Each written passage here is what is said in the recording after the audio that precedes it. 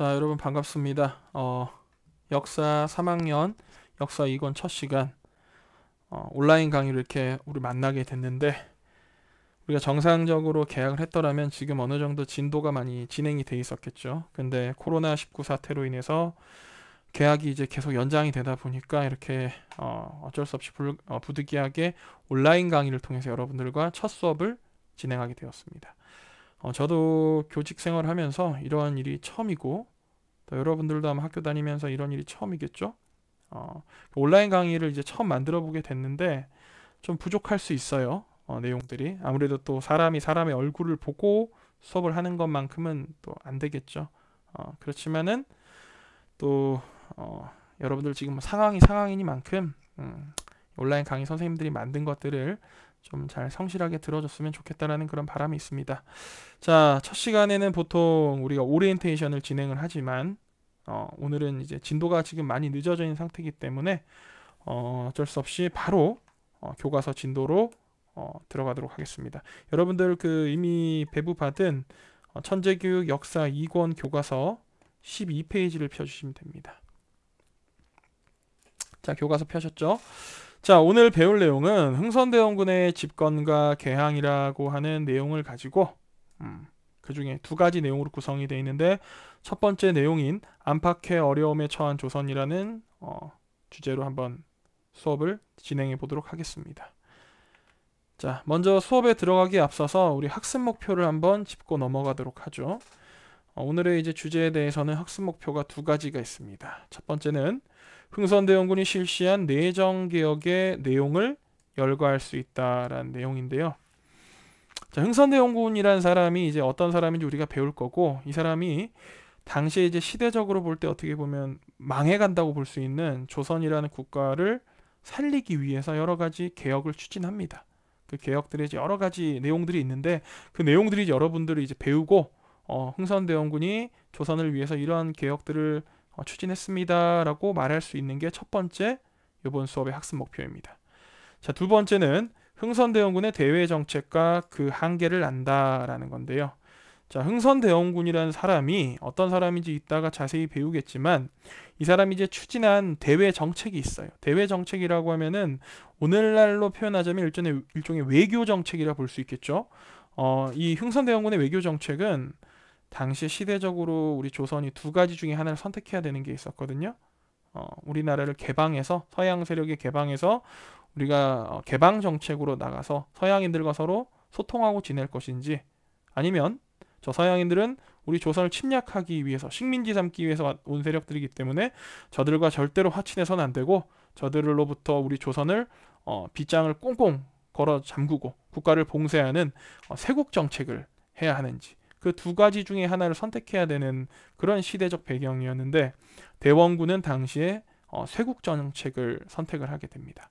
쇄국 정책을 선택하다 보니까 아무래도 그 서양 세력에 의해서 조금 침략당하는 데는 상대적으로 안전할 수가 있어요. 하지만은 그때 당시 이제 변화를 적극적으로 추진해야 될 시기에 너무 국가를 안으로만 걸어 잠그다 보니까 변화에 조금 뒤처졌다는 그런 또 한계점이 있어요. 이제 그런 내용들을 좀 자세히 우리가 배워 보는 게 또 두 번째 학습 목표입니다. 자, 그러면 이제 본시 학습으로 들어가 보도록 하겠습니다. 자, 흥선대원군의 집권과 개항, 안팎의 어려움에 처한 조선. 자, 흥선대원군 무렵의 국내 정세라고 되어 있는데요. 자, 흥선대원군이 이제 권력을 잡을 시기 즈음에서 우리나라의 이제 국내와 국외 정세가 각각 어땠는지를 먼저 한번 살펴보도록 하겠습니다. 자, 먼저 국내 정세부터 보도록 하죠. 자, 국내에서는 농민봉기가 발생을 했습니다. 농민봉기란 건 뭐냐면은 백성들의 대부분을 이루는 농민 세력들이 이제 더 이상 먹고 살기가 너무 어렵다. 그래서 좀 우리의 처지를 좀 들어주세요라고 이제 국가를 향해서 항변하는 그런 게 바로 농민봉기죠. 요새식으로 이제 얘기하자면 쉽게 말해서 그 난리가 일어난 겁니다. 농민들이. 사실 농민봉기는 뭐 흥선대원군 때 본격적으로 발생했다기보다는 여러분들 2학년 때 역사 마지막에 배웠던 두 가지 큰 사건이 있었죠. 평안도를 중심으로 일어났던 홍경래의 난이라고 하는 사건이 있었고, 또 하나는 경상도 땅의 진주라는 곳을 중심으로 해서 전국적으로 일어났던 임술, 농민, 봉기라고 하는 사건이 있었죠. 자, 이 두 사건을 이제 시점으로 해가지고 이제 흥선대원군이 집권할 무렵에 농민들의 어떤 분노, 국가에 대한 분노와 서러움이 아주 극에 달해 있던 그런 시기였습니다. 왜 농민들이 봉기를 일으켰을까요? 간단하죠. 먹고 살기가 어렵기 때문입니다. 왜 먹고 살기가 어려웠을까요? 이때 당시 시대적 배경을 보면은 조선의 이제 왕들 중에서 23대 임금인 순조부터 25대 임금인 철종까지 순조와 헌종 그리고 철종의 3대에 걸쳐서 약 60년의 세월 정도를 특정 가문이 권력을 쥐는 죄송합니다. 자, 특정 가문이 권력을 쥐는 세도 정치 시기였다는 겁니다. 자, 당시에 이제 이름난 가문 중에서 대표적인 곳이 안동 김씨와 그리고 풍양 조씨라는 가문이 있었죠. 자, 지금 잠시만요. 이게 또 풍양 조씨. 자, 이 두 가문이 이제 권력을 쥐고 국가의 권력을 마음대로 이제 전행하던 시기인데, 권력이 이제 특정 가문에 집중이 되게 되면은 필수적으로 일어나는 현상이 있습니다. 그게 바로 뭐냐? 그렇죠. 권력의 부패죠. 백성들을 생각해야 될 이 정치인들, 관리들이 백성들을 생각하지 않고 자신들의 어떤 출세를 위해서 특정 가문의 사람들에게 이제 막대한 양의 뇌물을 바치는 거죠. 이 뇌물들을 어디서 가져오겠습니까? 백성들을 수탈해서 거기서 이제 뇌물을 마련한 다음에 이런 세도 가문들의 주요 권력자들에게 뇌물을 바치는 거죠. 그러다 보니까 이제 농민들은 계속해서 이 관리들의 어떤 수탈에 노출돼 있었고, 대표적인 현상이 여러분들이 그 2학년 때 말미에 배웠던 삼정의 문란이라는 현상이 나타난 거죠. 삼정의 문란 다시 한번 우리가 복습해 볼까요? 삼정이라는 것은 크게 세 가지인데, 백성이 국가에다 내야 되는 어떤 의무 세 가지를 말하는 거죠. 그렇죠? 첫 번째는 전정이 있습니다. 농사지은 땅에 대해서 내는 세금이죠. 이 전정을 과도하게 걷었죠. 두 번째는 군정이라는 게 있습니다. 군정은 오늘날도 여러분들이 이제 성인이 되면은 병역의 의무를 지고 군대를 가야 되지만, 조선시대 때 백성들도 15세 이상 남성 양인들은 국가에 대한 이 국방의 의무, 군역을 졌죠. 근데 이제 다들 먹고 살기가 바쁘다 보니까 군역을 제대로 이행하기 힘들 때 군인들이 입을 군복을 지을 그 군포, 옷감을 갖다가 대신 세금으로 내면 군역을 면제해주는 제도가 있었습니다. 그게 바로 군정이었죠. 이 군정도 이제 문란해져서 군정을 걷어서는 안 되는 사람들에게까지 군정을 마구잡이로 걷어들였다는 겁니다. 세 번째로 이제 황곡이 있었는데, 사실 그 앞에 있는 이 두 가지가 그냥 커피라면 이 황곡은 TOP죠, 그렇죠? 황곡은 이제 제도 자체가 백성들이 농사를 짓다 보면은 먹고 살기가 참 어려운 시기가 있어요. 언제일까요? 일단 가을은 아니겠죠. 가을은 이제 백성들이 농사를 지어서 막 추수를 끝내고 이제 곡식이 아주 창고에 그득그득 차 있는 시기잖아요. 이제 그 창고에 쌓인 곡식을 가지고 겨울철을 지내고 나면은 이제 봄이 옵니다. 봄철이 되면 이제 창고의 곡식도 떨어지고 백성들이 먹고 살 게 조금 부족하죠, 그렇죠? 그래서 그런 시기를 봄춘자에 궁피팔 궁자를 써서 춘궁기라고 하는데요. 이 황곡이란 제도는 그 춘궁기에 먹을 게 없는 백성들에게 국가가 나서서 곡식을 빌려주고, 그 다음 가을에 추수기 때 소정에 아주 조금의 이자를 더해서 다시 국가에다가 그 빌린 곡식을 갚게끔 하는 제도가 바로 황곡이었죠. 그러니까 본래는 황곡은 백성들에게 어떤 의무를 부과하기보다는 백성들을 좀 더 먹고 살기 편하게 해주기 위한 일종의 국가가 시행하는 복지제도였습니다. 자, 그런데 이 황곡이 문란해졌다는 게 무슨 말이냐? 빌려줄 때는 조금 빌려주고 받을 때는 완전 사채업자처럼 고리의 이자를 더해서 막 빌린 양의 2배, 3배씩을 갚게 하는 게 바로 이 황곡의 문란이었죠. 그렇죠? 자, 이 황곡이 문란해지면서 백성들의 삶이 매우 피폐해지고, 이것 때문에 전국적으로 농민 봉기가 나타나게 됐다는 겁니다. 자, 두 번째로 국내 정세. 자, 이양선이 나타나서 통상을 요구했다 돼 있는데, 이제 먼저 우리가 이양선이 뭔지부터 한번 알아보도록 하죠. 이양선. 자, 이양선이 뭘까요? 이양선이란 거는 한자죠. 이는 다른 이자죠. 양이란 건 모양입니다. 모양할 때 양자, 선은 배의 선자죠. 그래서 이양선은 다른 모양 배란 뜻이죠. 다른 모양 배가 뭘까요? 우리가 이제 아시아권에서 우리나라나 일본이나 중국 사람들이 타던 배들은 조금씩 차이는 있지만 어떻게 보면 평생 동안 사람들이 살면서 눈으로 봤으니까 저 중국 배구나, 저 일본 배구나, 이건 우리 조선 배구나 이렇게 눈에 익은 거죠. 그런데 서양 사람들이 타고 난 배는 우리 조선 사람들 눈에는 매우 특이하고 이상한 모양으로 보였습니다. 그게 바로 지금 여기 있는 이런 서양의 범선 같은 것들이죠. 이런 배들은 이제 모양이 기존에 우리가 알던 배와 다르다. 그래서 모양이 다른 배, 다른 모양의 배. 그래서 이양선이라고 불렀는데 이 이양선이 나타났다는 것은 쉽게 말해서 누가 나타났다는 뜻일까요? 그렇죠. 서양인들이 나타났다는 겁니다. 자, 서양인들이 우리 조선 땅 주변에 얼씬 이렇게 막 기웃기웃 거리면서 자, 통상을 요구했다고 해요. 통상은 무슨 뜻일까요? 통상은 상업적으로 우리 서로 통하자.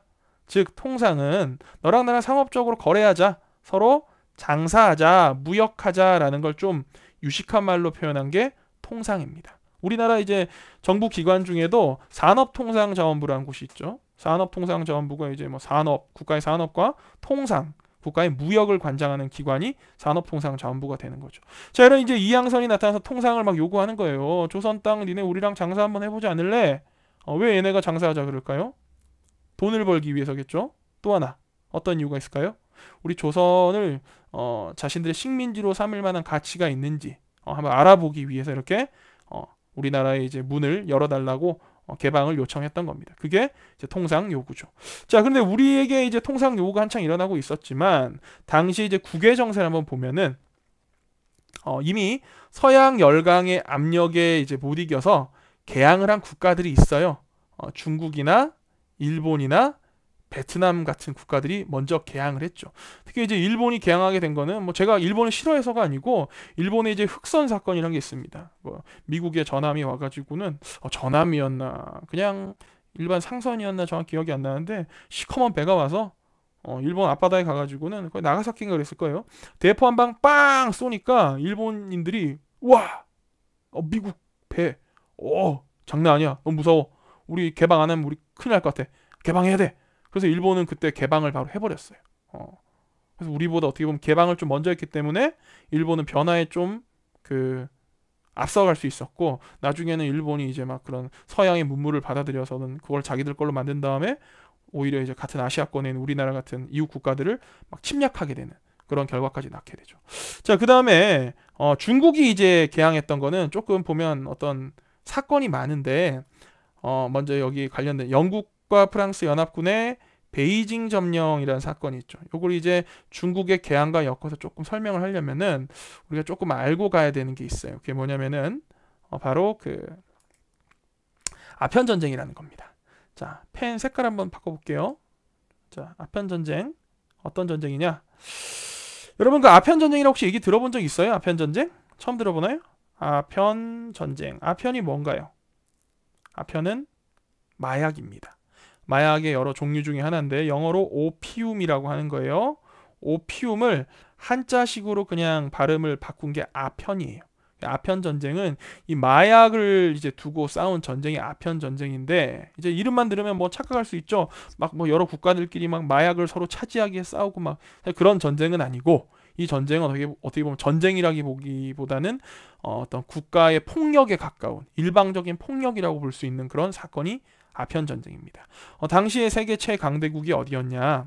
영국이었어요. 영국은 산업혁명을 통해서 국가가 이제 공장제 이 기계공업으로 바뀌면서 아주 산업과 대외 정책에서 다른 국가들이 따라가기 힘들 만큼 선두에 서 있는 국가였죠. 이 영국은 다른 나라의 식민지를 막 건설하고는 거기다가 이제 자기네가 막 식민지에서 값싸게 원료를 사온 다음에 영국에서 이제 막 공장에서 기계로 면직물 같은 걸 뽑아내가지고 이걸 다 식민지에 비싸게 팔아먹고 막 그런 식으로 이제 흔히 얘기하는 식민지 무역을 통해서 막대한 양의 돈을 벌고 있었어요. 이 영국 애들이 이제 중국에도 딱 가가지고는 야 중국 필요한 거 있어? 우리랑 장사 한번 해보지 않을래?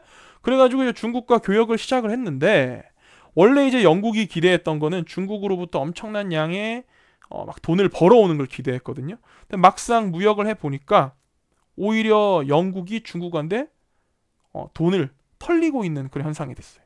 왜 그랬냐면은 중국이란 나라는 사실 물질적으로 매우 이제 부유한 국가죠. 사람이 많고 나라의 국토 면적이 넓다 보니까 없는 게 없어요, 막. 이 서양 상인들이 와서 야, 이거 신기하지? 이거 너희 살래? 이거 얼마야? 그러면 중국 애들이 우리 있어. 이렇게 해버리는 거예요. 근데 이 영국 애들이 그때 당시 중국에 가가지고 중국에 뭐에 빠져버리냐? 중국 사람들이 마시던 이 차에 빠지게 됩니다. 우리 카 말고 티 있죠, 차. 이 차가 이제 영국에 유입이 되면서 중국산 차가 유행을 하게 되는데 이제 영국 사람들 중에서 조금 사회적으로 이제 내 수준이 좀 있다 이런 사람들이 이제 중국산 차를 마시는 거가 하나의 어떤 그 유행, 요새로 치면 뭐 약간 플렉스, 약간 그런 게 된 거죠. 그러다 보니까 이제 이 중국산 차가 영국에 엄청나게 팔려 나갑니다. 근데 이제 반대로 이제 중국 애들은 영국에서 할 게 별로 없어요. 우리 다 있어. 너 차만 사가. 그러다 보니까 영국이 중국과 교역을 하면서 지속적으로 손해를 보게 되는 거죠. 이 손해를 갖다가 참을 수 없었던 영국 상인들이 어떤 방법을 동원하게 되냐? 중국 니네 원하는 게 없어? 이건 어때? 하고 가지고 온 물건이 바로 당시 이제 아시아권에서 재배하고 있던 영국의 식민지에서 재배되던 아편이라는 마약이었습니다. 자, 아편이라는 마약을 딱 갖고 왔어요. 이 아편은 사실 그 양귀비라고 하는 꽃에서 추출하는 마약인데 혹시 주변에 양귀비 꽃 피어 있으면 빨리 신고하세요. 112 경찰에. 자, 양귀비라는 이제 꽃에서 추출한 이 마약을 딱 중국 사람들한테 이제 보여줬더니 중국 사람들이 이걸 딱 뭐 담배 형태로 피워보기도 하고 주사 형태로 맞아보기도 하고 그러면서 이 아편에 그냥 중독이 돼버린 거예요. 그래서 당시 중국은 청나라 왕조였는데 청왕조 이제 남부지방 광저우 지방을 중심으로 해가지고 아편 중독자가 어마어마하게 많이 늘어납니다. 청나라 이제 조정에서 정부에서 이 심각성을 알고는 임칙서라는 사람을 이 광저우 지방에 보냅니다. 너 가서 마약 사건 해결하고 와. 마약 중독자가 많다는데 아편 한번 뿌리 뽑고 와. 임칙서라는 사람이 가가지고 이 사람 되게 강직한 사람이었어요. 가서 이제 영국 상인들한테 이 아편을 압류해서 다 이제 태워버립니다. 태워버리고 막 버려버리고 너희 앞으로 여기서 마약 팔 거면 너희 다 니네 나라 썩 돌아가. 그렇게 하는 거예요. 영국 상인들이 어떻게 했을까요? 예, 알겠습니다. 돌아갈게요 했을까요? 아니죠. 얘네가 이제 막 우리가 여기 중국에 마약을 팔아먹어서 버는 돈이 얼만데 이걸 어떻게 포기해? 그리고는 영국 정부에다가 도움을 요청합니다. 도와주세요. 지금 중국 애들이 우리를 압박하고 핍박해요. 그러면 정상적인 영국이 정상적인 국가였다면 어떻게 반응했을 것 같아요? 야, 마약 팔다가 쫓겨난 게 뭐가 그 자랑이라고 도와달라 그러냐? 못 도와준다? 알아서 해결해라. 근데 영국이란 나라 그때 당시에는 식민 제국주의에 혈안이 돼 있었기 때문에 정상적인 상태가 아니었어요. 어떻게든 막 불법적인 방법이라도 중국을 털어먹고 돈을 벌면 그게 최고다. 그런 이제 어떤 생각에 빠져 있었기 때문에 영국 정부에서는 야, 뭐야, 우리 아편 장사한 우리 상인들을 중국 애들이 핍박했단 말이야? 용서할 수 없어. 우리가 중국을 친다. 그래서 시작된 전쟁이 바로 이 아편 전쟁입니다. 아편 전쟁이 딱 이제 발발했을 때 사실 사람들은 영국이 이길 수 있을까 하고 이제 의문을 표했어요. 왜냐면은 중국이란 나라 자체가 워낙 신비한 국가였고 서양인들한테는 또 덩치도 크고 인구도 많고 또 따지고 보면은 어떤 세계사적으로 문명의 어떤 위대한 발명품이라고 볼 수 있는 것들이 많이 중국에서 나온 것들이 많아요. 여러분들 알고 있는 바퀴, 수레바퀴 있죠? 바퀴 중국에서 만들었어요. 우리 글 쓰는 종이도 중국에서 만들었죠? 멀리 보는 망원경, 또 방향을 할 수 있는 나침반, 또 대포 총 쏠 때 필요한 화약, 이런 게 전부 다 중국에서 만들어졌습니다. 그러다 보니까 유럽인들은 야, 중국 쟤는 땅도 크고 막 과학기술도 엄청 발전돼 있는 거 아니야? 우리가 건드릴 수 없는 나라인 거 아니야? 이런 이제 조금 두려움이 있었는데 이제 이걸 과감히 깨고 도전해 본 나라가 영국이었던 거죠. 영국이 딱 가서 이제 중국을 딱 공격을 하는데 대포 한 방 빵 쏘니까 중국 애들이 와르르르 무너져 버리는 겁니다. 대포를 쏘는데 사정거리의 차이가 엄청났던 거예요. 영국 애들이 쏘면 막 중국의 이 포격하는 포대에 막 맞는데 중국 애들이 포를 아무리 쏴도 막 영국 함선에 도달도 못하는 겁니다. 그래서 이제 이 중국이 이제 영국한테 패배하게 되는 거죠. 그러면서 맺었던 조약이 이제 난징 조약이란 걸 맺고, 이 난징 조약 때문에 이제 영국이 이 중국한테 뺏어온 땅이 있어요. 그 땅이 이제 오늘날 관광지로 되게 유명한 땅인데, 여러분 중에 혹시 가본 사람 있을 수 있어요. 홍콩이라는 땅이 이때 당시 이제 원래 중국 땅인데 이제 영국이 홍콩을 뺏어갑니다. 물론 홍콩을 한 번에 다 먹은 건 아니고 영국은 세 번에 걸쳐서 홍콩을 이제 나눠 받아옵니다. 받아오고 97년에 홍콩이 다시 중국으로 반환이 돼요. 어쨌든 그때까지 홍콩은 영국의 지배하에 있게 되는 거죠. 자, 이렇게 해서 이제 1차 아편 전쟁을 통해서 이제 영국이 야, 중국 쟤네 별거 아니야. 아시아 이거 별거 아니야. 니네 야, 유럽 애들 내가 한번 보여줬잖아. 어떤지. 이렇게 하면서 조금 이제 유럽인들이 그래? 중국이 별거 아니었어? 우리도 중국 한번 털어먹어 볼까? 요런 이제 생각을 좀 하게 되는 거죠. 자, 그런 상황에서 두 번째 아편 전쟁이 또 터집니다. 이건 이제 원래 전쟁의 발발 이유는 에로 사건이라고 하는 조금 복잡한 사건이 있는데 그것까지 얘기하면 좀 시간이 없으니까 간단하게 얘기하자면 이런 거예요. 1차 아편 전쟁을 통해서 이제 영국은 많은 이득을 챙겨요. 그런데 문제가 생긴 게 아편을 계속 팔아먹어야 되는데 중국 애들이 이제 아편 안 사는 거예요. 왜 안 사냐? 안 사는 이유가 중국 애들 무서운 게 뭐예요? 걔네들을 뭐든 다 카피해버리잖아요. 그렇죠? 마약도 카피해버린 거예요. 영국 애들이 와가지고 이제 막, 야, 아편 사! 왜 안 사? 이러니까 중국 애들이, 야, 우리 이미 메이드 인 차이나 있어. 필요 없어. 니네 아편 비싸 안 사. 우리가 이미 만들었어. 이렇게 해버린 거예요. 그러니까 이제 영국 입장에서는 어이가 없죠. 마약도 뭐 이게 뭐 저작권 있는지 모르겠지만 어쨌든 그래서 일어난 전쟁이 2차 아편 전쟁입니다. 2차 아편 전쟁에서는 이제 영국이 야, 1차 아편 전쟁 때 우리가 중국 털어먹었는데 이번엔 중국도 조금 방비를 하지 않았을까? 그래서 혼자는 조금 자신이 없다. 누구 같이 나랑 같이 중국 털어먹을 나라 없냐 하니까 나타난 나라가 바로 여기 있는 프랑스죠. 프랑스. 야, 내가 같이 할게. 그래서 영국과 프랑스가 같이 힘을 합쳐서 중국을 치는데 2차 아편 전쟁 때는 더 황당한 게 이 거대한 국가인 이 중국이 영국 프랑스 연합군단에 털려서 당시 수도였던, 지금도 수도지만 그때 청나라의 수도도 베이징이었거든요. 베이징까지 점령을 당하게 되는 겁니다. 야, 한 나라의 수도가 점령당한다는 거는 보통 일이 아니에요.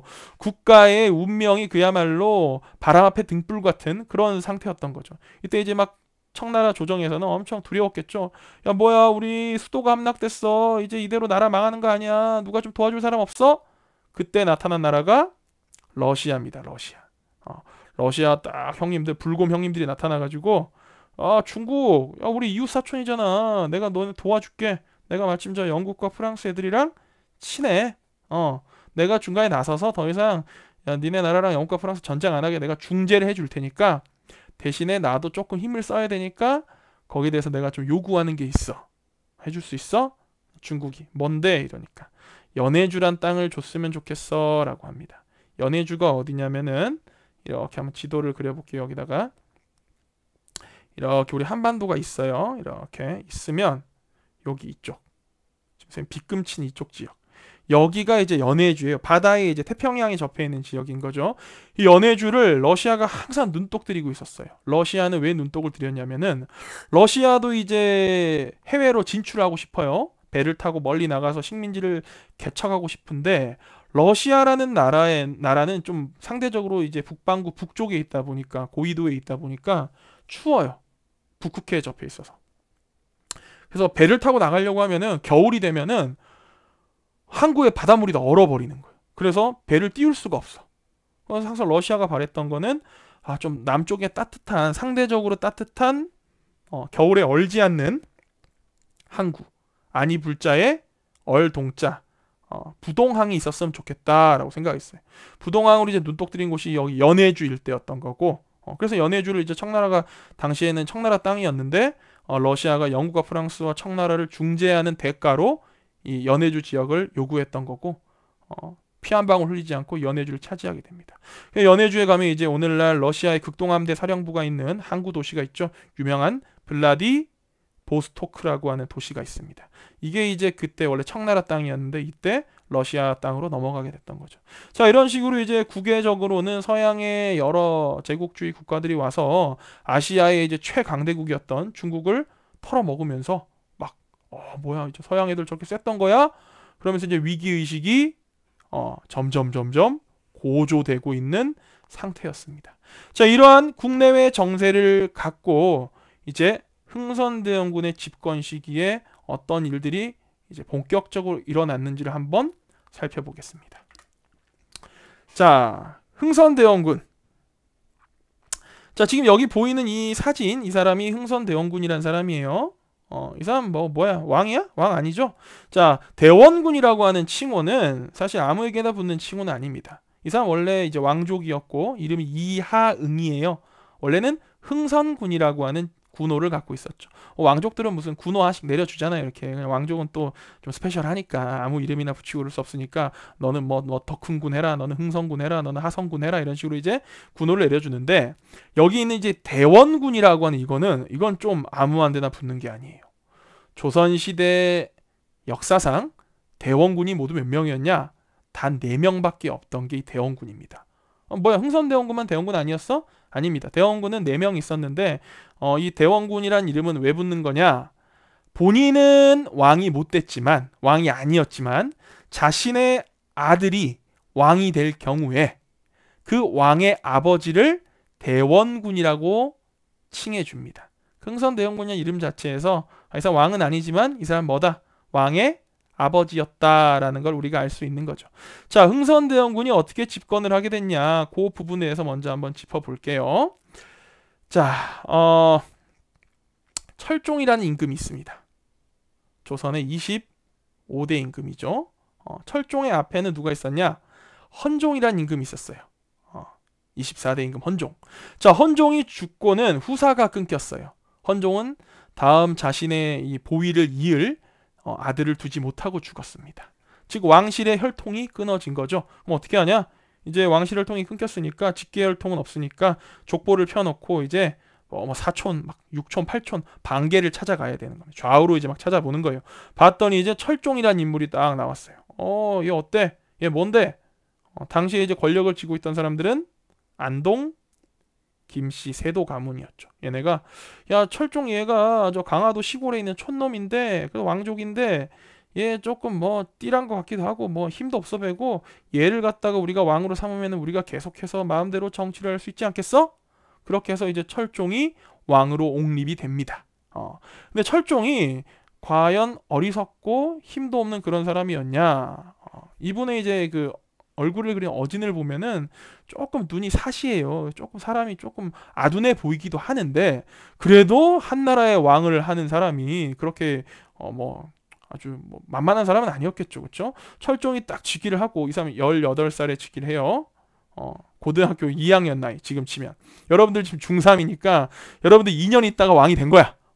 여러분 18살 나이가 왕이 딱 돼가지고는 나름대로는 세도 정치 시대에 왕권을 좀 지키고 강화해보고 이 흔들리고 어려움에 처해 있는 백성들의 생활과 국가를 좀 정상화시키기 위해서 많은 노력을 합니다. 하지만 왕이 철종이 뭔가를 하려고 할 때마다 권력을 쥐고 있던 안동 김씨들이 전하 그건 아니되옵니다. 전하 저건 아니되옵니다. 다 반대를 하는 거예요. 철종이 아무것도 할 수 있는 게 없었어요. 자, 사람이 계속해서 반복적으로 뭔가를 도전하다가 실패하게 되면은 어떻게 되겠어요? 그렇죠? 어떤 무력감에 빠지게 되겠죠. 철종도 무력감에 빠집니다. 자, 사람이 이제 무력감에 빠지면서 철종이 뭐에 이제 탐닉을 하게 되냐? 바로 술과 여자의 탐닉을 하게 되죠. 주색 잡기에 빠지게 돼요. 나라 일을 돌보지 않고 몰라 내가 할라 해도 이것저것 다 안 된다 그러는데 나 그냥 술이나 마시고 여자들하고 놀래. 그래서 이제 철종이 주색 잡기에 빠지면서 정사를 제대로 돌보지 않고 그러면 일찍 건강을 상하게 맨날 술 마시니까 건강이 좋을 리가 있겠어요? 33세에 사망하게 됩니다. 되게 일찍 죽었죠. 그렇죠? 한 14년 몇 개월 정도 왕위에 있었어요. 자, 이렇게 이제 철종이 죽었는데 철종은 자녀가 어땠냐? 철종은 5남 6년과 자녀를 낳았어요. 11명의 자녀를 낳았는데 문제는 이 중에서 10명이 다 일찍 죽었어요. 1명 살아남았는데 여자야. 우리나라는 조선은 여성 임금은 없죠. 자, 그래서 철종도 대가 끊긴 겁니다. 자, 이제 철종이 대가 끊겨서 다음번 이제 왕위를 찾아야 되는데 쭉 이제 레이더망을 돌려보니까 이제 누가 걸리냐? 흥선대원군 집안이 걸리는 거예요. 흥선대원군 집안이 여러 가지 소설책이나 사극 같은 거 퓨전 사극 이런 거 보면 막 뭐 영화 같은 거 봐도 그렇고 뭐 대원군이 막 무슨 안동 김씨를 방심시키기 위해서 막 거지처럼 행세하고 막 술 한 잔만 줍시오 막 이렇게 해가지고 막 안동 김씨를 방심시킨 다음에 뭐 자기 아들을 왕으로 탁 올리고는 안동 김씨 뒤통수를 빡 쳐버리고 막 그렇게 했다 그러는데 사실 그거는 좀 약간 과장되고 좀 그냥 역사의 어떤 재미를 위해서 된 거고 그냥 족보를 놓고 봤을 때 어차피 흥선대원군 집안에서 다음번 왕이 나와야 되는 그런 상황이었어요. 철종이 대가 끊겼기 때문에. 자, 그런데 왜 하필 흥선대원군의 아들이 왕이 됐냐? 사실 흥선군은 이양이라는 사람은 형제가 여러 명 있었어요. 그 중에서 흥선대원군이 넷째인가 그래요. 그리고 자기 형들도 다 아들들이 있었어요. 그러니까 원래 이제 왕이 되는 집안이 대원군의 형제네 집안이라면은 대원군의 형님들의 아들 중에서 왕이 충분히 나올 수가 있었던 거죠. 근데 왜 하필 대원군의 아들이 왕이 됐냐? 이게 이제 대원군의 능력이라는 거예요. 대원군이 딱 이 사람이 판을 잘 읽어. 딱 보니까 당시 이제 왕실의 최고 어른이 누구냐? 조대비라는 사람이에요. 조대비. 대비라는 건 뭐냐면은 이제 원래 이제 왕의 부인이 뭐예요? 왕후죠? 근데 이제 왕이 죽고 다음 왕이 들어왔어. 그럼 이제 이 왕후는 한 단계 더 업그레이드가 되는 거예요. 대비가 되는 거예요. 대비. 아주 왕비 중에 큰 왕비다. 그리고 또 이게 한 번 더 업그레이드 되면 대왕 대비가 되는 거죠. 그러니까 조대비는 당시 이제 왕실의 아주 어른이었고 이분이 누구의 아내였냐면은 헌종의 바로 전때 헌종의 아버지인 효명세자가 있어요. 효명세자의 부인이 조대비입니다. 근데 이 양반은 이제 진짜 왕비는 못 됐었던 거예요. 왜냐면은 자기 남편이 아들만 낳고 죽었어. 그러니까 자기 아들은 왕이 됐는데 헌종은 왕이 됐는데 효명세자 왕이 못 됐던 거죠. 조대비는 이제 어쨌든 왕의 엄마였으니까 이제 왕실의 최고 어른인데 이 대원군이 조대비한테 맨날 찾아가요. 찾아가가지고는 안부 인사를 여쭙고 조대비한테 쉽게 말해서 요새식으로 얘기하면 뭘 했냐? 로비를 이제 기똥차게 한 거예요. 근데 그 대원군이 이제 이 조대비 마음에 들기 위해서 막 여러 가지 알랑방구를 끼는데 최고의 이제 그 어떤 포석이 뭐였냐? 딱 아주 막강한 수를 둡니다. 이거 한 방에 조대비가 완전 꿈뻑 넘어가요. 바로 뭐냐면은 자신의 아들인 이명복이에요. 고종의 원래 이름이 명복인데 이명복 자신의 아들을 이 아들을 제 아들로 삼지 않겠습니다. 이 아들을 누구의 효명세자 즉 조대비의 양자로 드리겠습니다라고 얘기를 해요. 그럼 조대비 입장에서는 같은 조건의 여러 후보들 중에서 하나를 왕으로 뽑아야 되는데 흥선대원군 와가지고 막 자기 아들을 조대비의 막 아들로 양자로 보내겠대. 그럼 조대비 입장에서는 자기 아들이 하나가 더 왕이 되는 거니까 얼마나 좋아요. 그래서 조대비가 오케이 콜. 그래서 이 대원군의 둘째 아들인 이명복이 조선의 26대 임금으로 이제 즉위를 하게 되죠. 그 사람이 바로 고종 임금입니다. 자, 이제 고종 임금 딱 즉위했어요. 그리고 처음에 이제 고종이 어리다 보니까 이 조대비가 정치를 대신 해줍니다. 보통 왕실의 나이 어린 왕을 위해서 대신 정치하는 것을 뭐라 그러냐? 수렴청정이라고 하죠. 그렇죠? 자, 수렴청정을 하다가 이 바톤을 누구한테 넘기게 되냐? 대원군에게 넘기게 됩니다. 대원군은 왕의 아빠예요. 살아있는 왕의 아버지야. 내가 왕의 아빠인데 왕의 아버지로서 내 아들이 좀 제대로 정치할 수 있게끔 도와주겠다라고 하는데 이거를 누가 말리겠어요. 그래서 이때부터 대원군이 권력을 쥐고 쉽게 말해서 요새식으로 표현하면은 이제 비선 실세로 등장을 하게 되는 겁니다. 자, 이제 넘어가서 자, 이런 이제 대원군 권력을 쥐었어요. 자, 권력을 쥐어서 대원군이 이제 여러 가지 이제 정책을 내세우는데 대원군은 크게 두 가지 방향성을 갖고 얘기를 했습니다. 한 가지는 자, 바로 왕권 강화입니다. 당시 이제 왕실의 권력이 바닥에 떨어져 있었죠. 이제 누가 이 조선의 주인이 누구냐? 왕이냐? 아니다. 누구냐? 안동 김씨다. 안동 김씨가 이 조선 땅의 진짜 주인이다. 라고 사람들이 누구나 생각할 정도로 왕실의 권위는 바닥에 떨어져 있었고 안동 김씨 가문의 권력은 하늘을 찌르고 있었죠. 대원군은 생각한 겁니다. 이 조선이란 국가를 정상화시키기 위해서 방법은 우선 땅에 실추된 왕권을 강화시켜야겠다. 자, 그래서 왕권 강화를 이제 첫 번째 정비, 개혁의 한 방향으로 잡았던 거죠. 자, 그럼 이제 왕권을 강화시키기 위해서 어떠한 정책들을 내세웠냐? 자, 한번 봅시다. 자, 첫 번째로 비변사를 폐지합니다. 자, 비변사가 뭐냐? 비변사. 여러분 비변사 이미 배운 적이 있어요. 우리가 2학년 때 역사 1권에서 조선시대 때 비변사를 배웠는데 혹시 기억납니까? 자, 비변사라고 하는 기관은 임진왜란 같은 국가에 큰 전란이 있었을 때 국경, 변방에 비상시에 일어나는 여러 가지 군사적 상황을 처리하기 위해서 만들어진 임시기관입니다. 그러니까 쉽게 말해서 원래 비변사는 두 가지 특징이 있었던 거예요. 하나는 임시기관이다. 항시 있는 게 아니다. 또 하나는 국방에 관련된 일을 처리하는 기관이었다. 이런 특징인데 이게 전쟁이 끝나고 비변사가 폐지가 돼야 되는데 폐지가 안 돼요. 그러면서 비변사가 국방일 뿐만 아니라 국가의 어떤 정치, 그리고 또 외교, 또 인사 등등 여러 가지 모든 중요한 일을 다 비변사가 이제 관할하게 되는 겁니다.